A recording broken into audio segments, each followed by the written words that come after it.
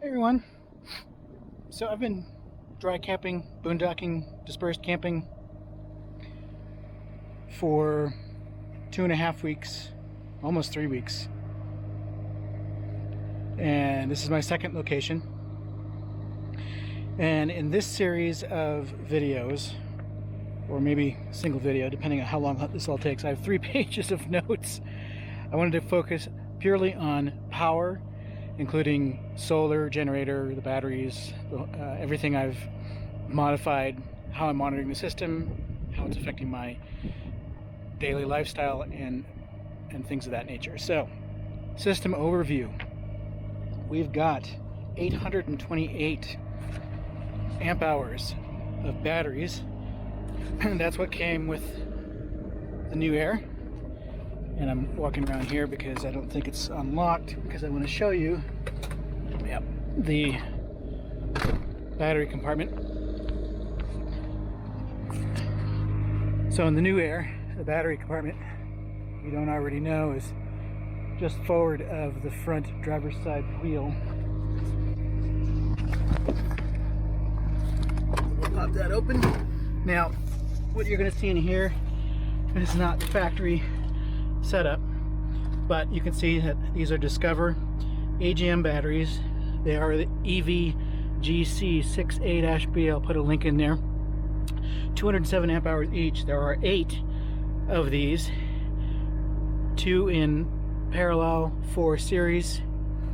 So that gives us a total of 828 amp hours at 12 volts, or approximately 414 amp hours of quote-unquote usable power, because the sort of the rule of thumb is that you don't want to use more than 50% of your AGM battery. But you can certainly, you know, if you have to, it's fine. It's not like you're going to kill the battery if you use more than 50%. So as a rule of thumb, 414 amp hours at an average of, say, 12.6 volts gives you about 5 kilowatt hours of energy usage.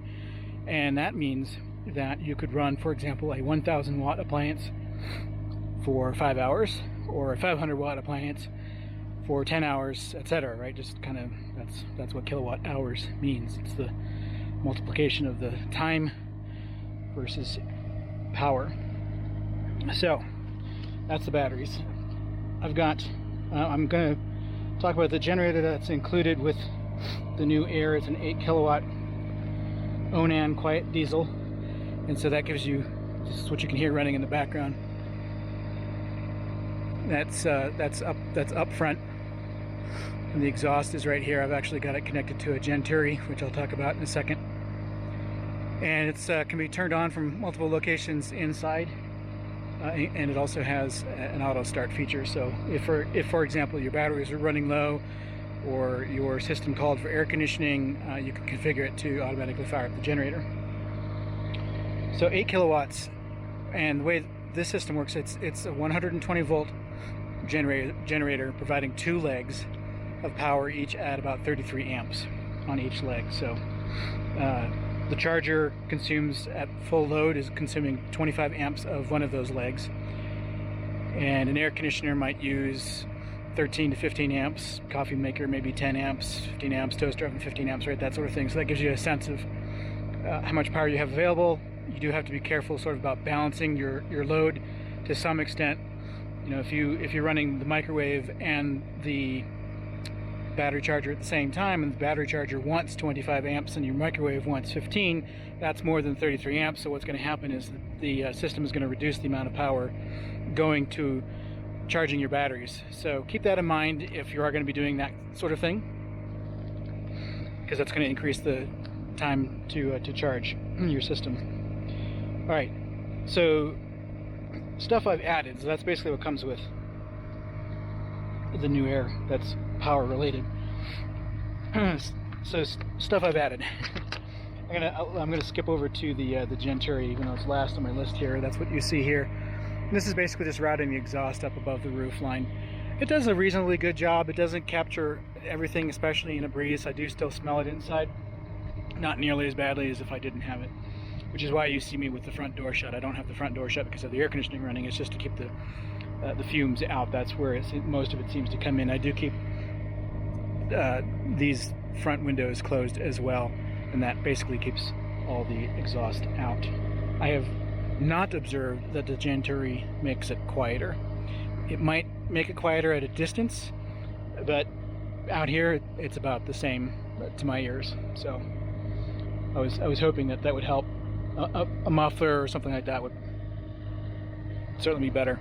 It's relatively quiet, especially for a diesel engine. It's not as quiet as those portable inverter gasoline generators, however. So anyway, now the fun stuff. All right, let's take a look at what's inside that I have added. We have the Victron BMV 712 battery monitor. Now this is the shunt portion of that system. The monitor, the actual display unit, is inside the RV, and it also provides Bluetooth connectivity, so you can look at the state of your batteries from your phone. Now this piece is the shunt, and this monitors everything flowing in and out of your battery. And for this to be effective, you need to make sure that the only way to get at the negative power portion of your battery bank is to go through the shunt. So you'll see one wire going into the battery bank here, and I've got two wires here because that's all I had. This is basically just doubling up two wires in order to give me more capacity, and it goes back to a bus bar back there, and that's how I connected all the negative connections that the new Air has. So there's an inverter connection, and then there's a couple of other 12-volt connections, and there's this connection here, which is for the solar charge controllers. Again, everything that's charging or discharging the batteries needs to go through this shunt in order for this to do its job properly. It also has a wire coming out here that's connected to the battery bank in the back for temperature sensing. All right, so that's the BMV shunt and monitor. You'll see why that's important soon. I have this Blue Sea battery cutoff over here to the right, so on the positive side of things I can turn this switch and do a true disconnect of the battery bank. The battery disconnect switch that's up front does not disconnect all of the loads from the new Air. There is still about 30 watts of power coming out of the batteries, even if you turn off the inverter and you hit the battery cutoff in front. So this gives me the ability to do a true cutoff, and it allows me to more easily do maintenance on the system without worry. So I added that. Let's see, I've got 300 watts of solar. So this is almost its own topic, but what I have here, I have two charge controllers. And they're both Victron. I really like the Victron equipment. This one is capable of up to 100 volts input of solar arrays, solar panels, 50 amps of output. This one is capable of 75 volts in and 15 amps output. And it's a long story why I have two, but I'm glad that I currently do, because it's allowing me to get the most for my system given my current setup. So ideally you wouldn't have two, but this is the best way to get the power that the most out of the panels that I have. I have a Xantrex system control panel inside. We'll get to that in a second, but I wanted to show you, so the two solar controllers, they have each their own pair of wires going out to the panels. So let's go take a look at those. And oh, by the way, I have a 50 amp DC breaker here on the connections into the battery from the solar controllers. So over here we've got my two solar panels, two sets of solar panels I should say, because the one on the left here is the Renogy 200 watt suitcase setup, and this is a super expensive setup. It comes with what you see here, a sort of a briefcase to stow it in and transport it in. It's actually a pretty nice case. It comes with a weatherproof, really PWM charge controller. It's not as efficient as an MPPT charge controller, and it's like $500 and something for this setup. So it's super expensive for 200 watts. When you're just looking at panels in general, you should be able to get easily under $1 a watt. So this is like $2.50 a watt. But this was my first time I had ever touched solar, and I wanted to start with an all-in-one system. And as I learn and modify my way through it, I'll know what to do next time. So I tested with this first at 200 watts. It became very clear to me that 200 watts wasn't enough, so I decided to just add a third panel. This is a single 100 watt panel. Now, you might be wondering why I didn't just like put these in parallel or series, and I did try that, and that did not give me the power that I wanted. So in series, what's happening is that this is essentially a 12 volt panel, and these are each, well, it's kind of hard to describe it that way. It's a 12 volt panel versus two 6 volt panels. So what ends up happening is that in series, the system wants to think, you know, you need all of your panels to be running at the same voltage, and they're not. So these two panels, as they come out of the briefcase, are in series. So each one is not a 12 volt panel in parallel. They're more like 6 volt panels in series, and so the whole system just didn't function in series at all that way. You can't run mismatched voltages that way. In parallel, I really still didn't get the power that I was expecting. I should be able to get, you know, on a hot day, I should be able to get like 80 to 85 watts out of this panel, and about 170 to 180 watts out of these. So the sum of those should be in the neighborhood of 260 watts, and I was getting, you know, I was lucky to get 200. And what was happening is that the panels are different enough that the charge controller was unable to pull the appropriate amperage at the appropriate voltage out of these panels consistently to get a good setup. So what I did was I wired them separately into separate charge controllers, and that's okay to do. You can have multiple sources charging your batteries, and when I do that, I am getting a sum total like I would expect off the two panels, or the two sets of panels. So this is the sort of the display and Bluetooth connectivity portion of the BMV712. You can see I'm at 95.7% battery because it's being charged. And the Xantrex system control panel I purchased recently, and I'll talk about why. And that's this guy here. So this allows me to see and configure stuff that you can't do from this overleaf panel, and there's one specific setting that I wanted to configure, which I have done, and we'll talk about shortly.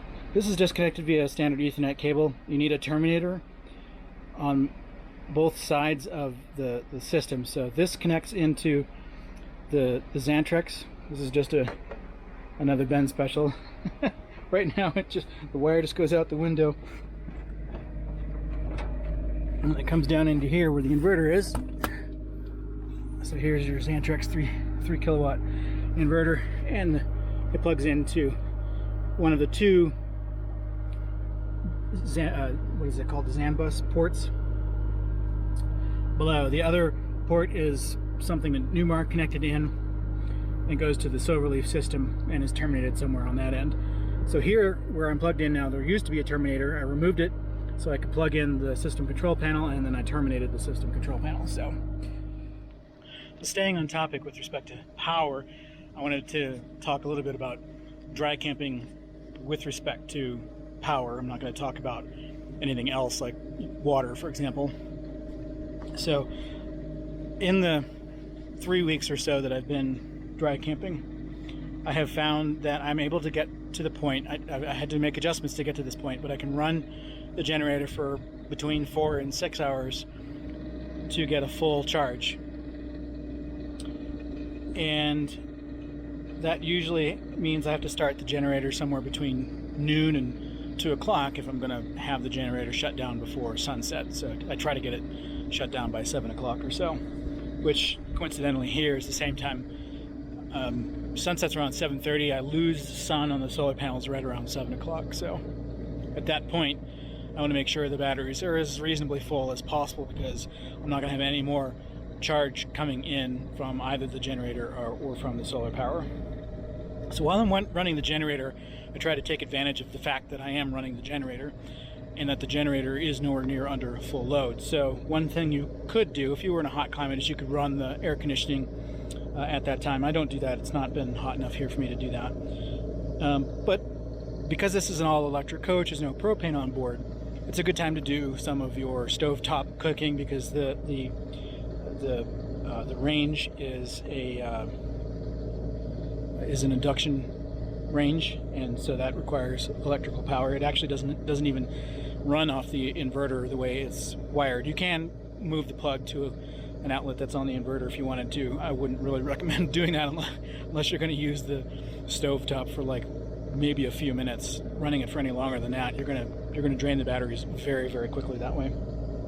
Like a full set of batteries, you'll drain, with just the cooktop, you'll drain the batteries to 50% in like 3 hours if you're running a cooktop on high. So toaster oven, the central vacuum, I'll do that. If I need to run the air compressor for some reason, like if I'm going to be filling up the tires because I know I'm going to be leaving the next day, that sort of thing.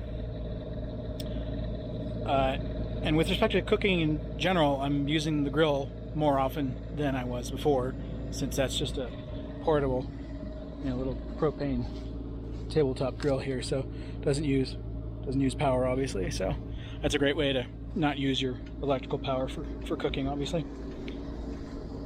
300 watts of solar is nowhere near enough for an all-electric, I would say any all-electric coach in general. And I have a whole list of items here, which I'll go over. Get my screen back here. A whole list of items here that I've kind of documented. Just wanted to see how much power is being used. Now these numbers that I'm going to give you are powers out of the battery.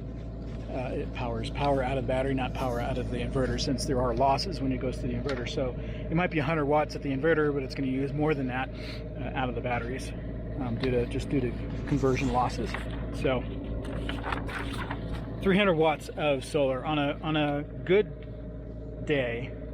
I'll have light hitting the panels from say 7 a.m. to 7 p.m. here, because I have a pretty good view of the sky, and I'm able to point the panels at the sun and get a really good angle. If they were just flat rooftop panels, I wouldn't get sun for nearly that long, nor would the power panels be producing as much. But on the roof, you would generally have more panels than I have here. I'm not going to go set up 10 panels here by hand, but I might have 10 panels on the roof. So overall, even though it's less efficient to have it on the roof, you'll generally speaking have more power that way. So anyway, on a good day, like at high noon, I've got the panels pointed directly at the sun. If it's hot outside, I might be generating 260, 270 watts of power. If it's cold out, I saw just over 300, like 305 watts of power coming from the panels. Solar panels operate better in the cold. There's an actual, most of the panels are sold with a number that gives you a sense of, they're all rated at some particular temperature, the wattage output, and that output is going to change depending on the temperature of the panel. Of course, the panels are going to get hot because they're sitting in the sun, so that's why you generally aren't going to see a 100 watt panel generating 100 watts, because it's going to be hot. So keep that in mind.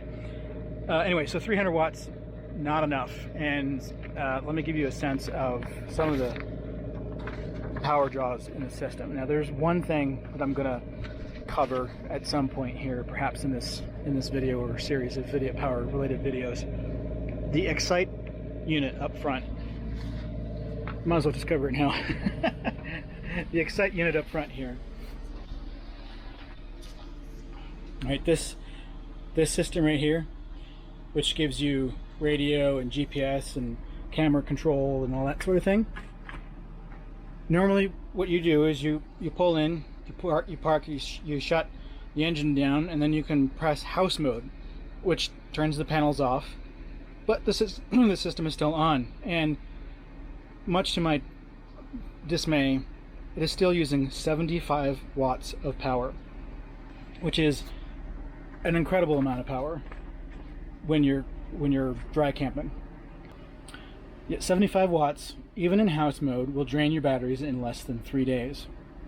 Now, so what I did was I found on Amazon the same brand switch. I added, and there was a blank here, so I added a switch here and just spliced this in line with the power here, so I can actually shut this off. When the refrigerator is running, it's using 85 watts of power, so slightly more than that little control panel up front, which, you know, and the refrigerator doesn't run 24/7. So overall, the refrigerator is using less energy per day than that display panel. Now, and the refrigerator is generally one of your highest power consuming items in the RV. Now, for me, I'm working remotely, so I have my computer, I have my internet, I have my network attached storage. I've got, we've got lights, fans. When it's warm out, I do run the fan. I've got other items that aren't used frequently, but it's important to understand, like the coffee maker. You might want to run the microwave for a couple minutes for something off the batteries, things like that. So let's take a look at some of these items. My desktop computer is 100 watts of power. Now remember, we've got 300 watts coming in from solar on a perfect day. So I've got 100 watts going to the computer. I've got and the monitor.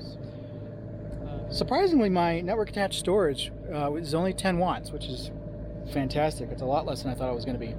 The MoFi 4500, I think, was the biggest surprise. 2 watts.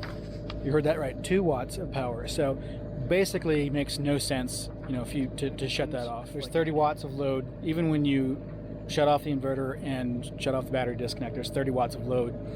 Most likely Silverleaf systems and some other ancillary systems. That's still significant, right? 30 just the 30 watts of load will bring those batteries to 50% in 1 week, 7 days. And that's why you can't just store these all-electric coaches anymore, even when you hit the quote-unquote battery disconnect, because it's not actually disconnecting the batteries. So your batteries will go dead.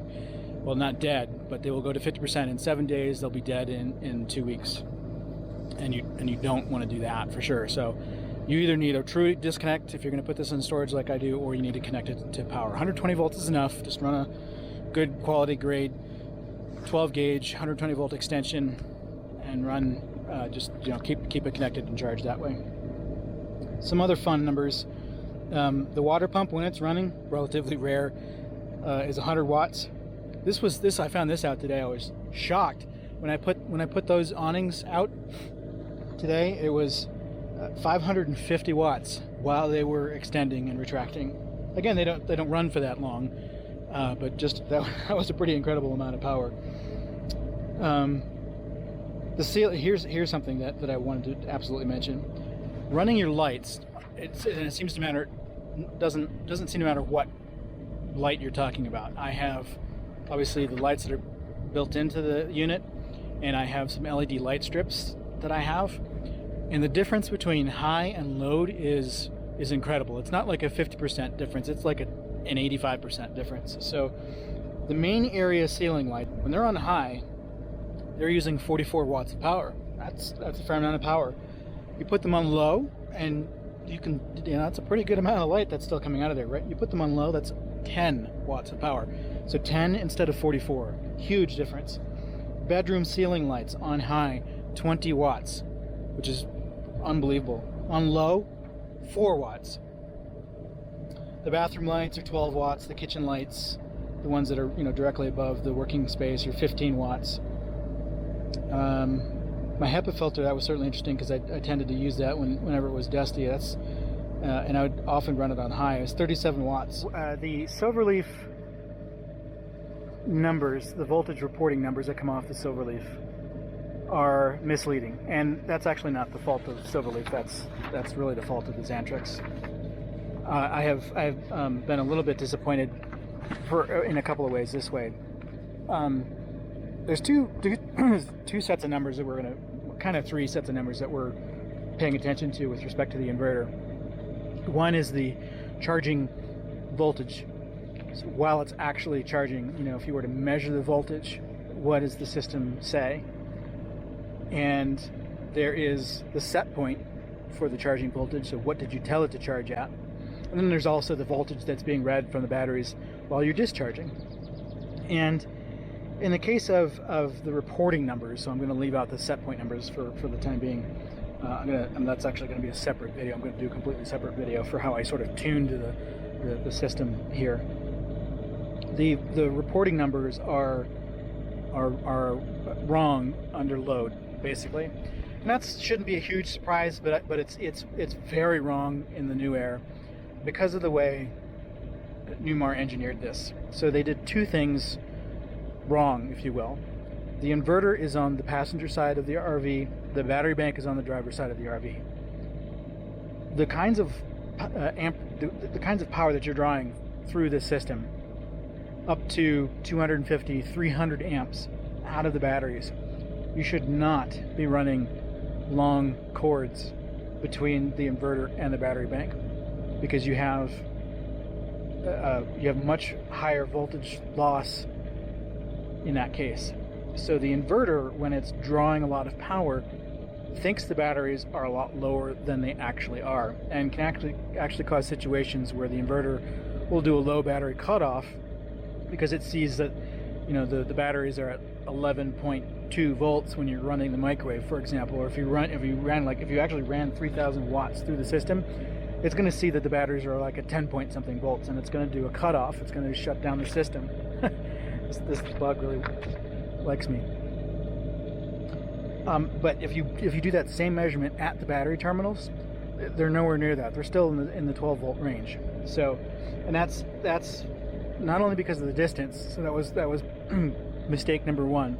Mistake number two, I don't remember the exact numbers anymore, because this was like a year ago that I discovered this.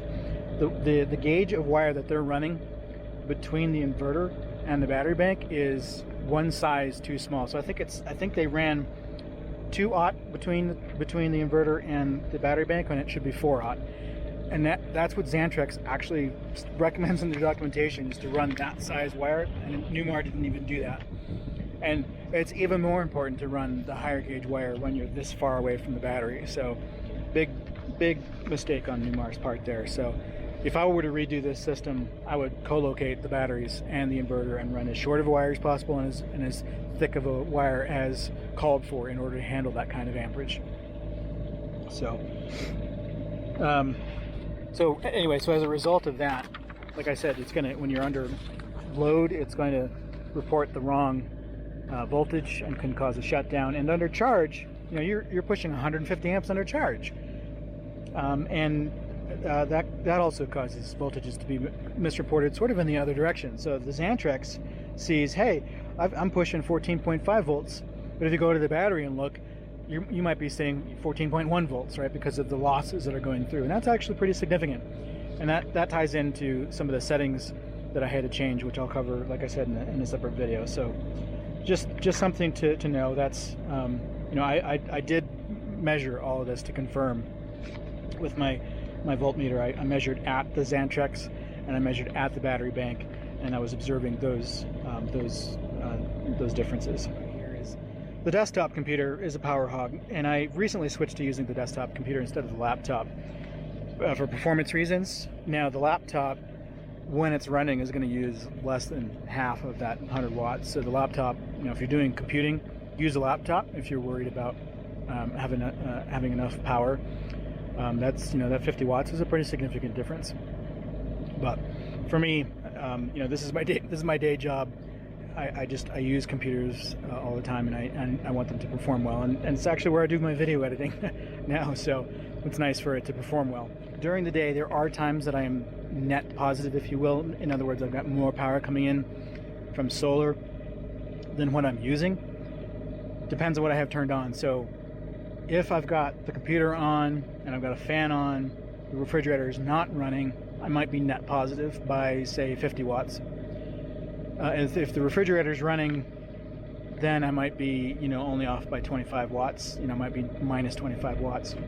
So it's not like that 300 watts of solar is useless. What that does is it sort of extends my runtime without having to fire up the generator, which is always obviously a good thing. And I'll tell you that after almost 3 weeks of dry camping, running the generator for 4 to 6 hours every day is getting old. So we're going to talk about that in another video as well.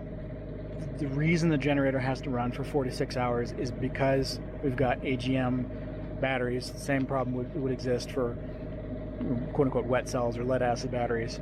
That problem does not exist with lithium-ion batteries such as Battleborn or any other lithium sort of drop-in replacement system that you would put in. And in short, the reason for that is that the charger can run full bore all the way up to 100% battery capacity. In AGMs and lead acids, the charger has to pull back the amount of amperage that's being put into the batteries, otherwise you will damage the batteries. You can't charge them at 100% speed all the way to 100% state of charge. So instead of 4 to 6 hours of generator runtime, you can get away with like 2 hours. So huge difference. So that's you know, even if you don't have solar, dropping in lithium for that reason alone, I think makes sense. But like I said, I'll have a separate video on that. We'll go into all the details around that. So am I sad that I did the solar and played around with it? Absolutely not. It's been educational. I know a lot more about it than I did before. I really need to be hands-on when I'm learning stuff. I can't just kind of read about it and totally get it. I've got to physically like touch this stuff and play with it to really understand it. Now I kind of know what I'm looking for. I know what the impact of having the solar is versus not, how much I need.